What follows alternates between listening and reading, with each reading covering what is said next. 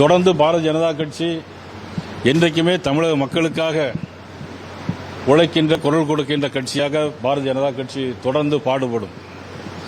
அதே நேரத்தில் தமிழகத்தினுடைய தீர்ப்பை பாரதிய ஜனதா கட்சி தலைவணங்கி ஏற்றுக்கொள்கிறது.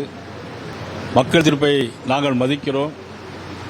அதே நேரத்தில் இப்பொழுது பல்வேறு சர்ச்சைகள் வருகிறது.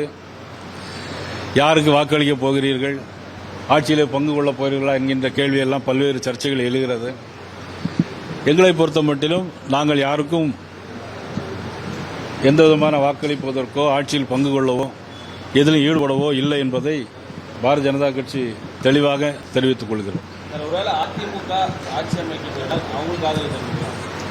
இல்லை, இந்த எங்களை பொறுத்தவரை எந்த விதமான நிலைப்பாடும் நாங்கள் எடுக்கவில்லை. தமிழகத்தை பொறுத்த மட்டிலும்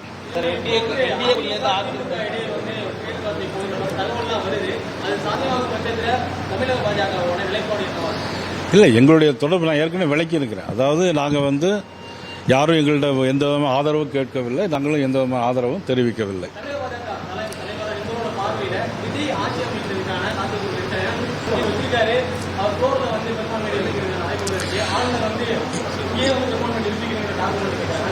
அதாவது ஆளுநருக்கு அதில் அதிகாரம் இருக்கிறது.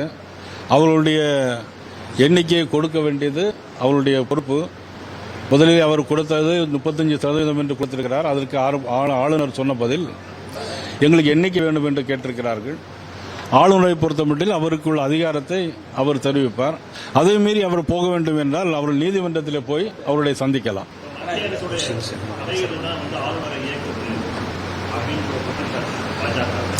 பாரதிய ஜனதா கட்சி எந்த விதமான எதிலும் எந்த தொடர்பும் வைத்துக் கொள்ளவில்லை என்பதை தெரிவித்துக்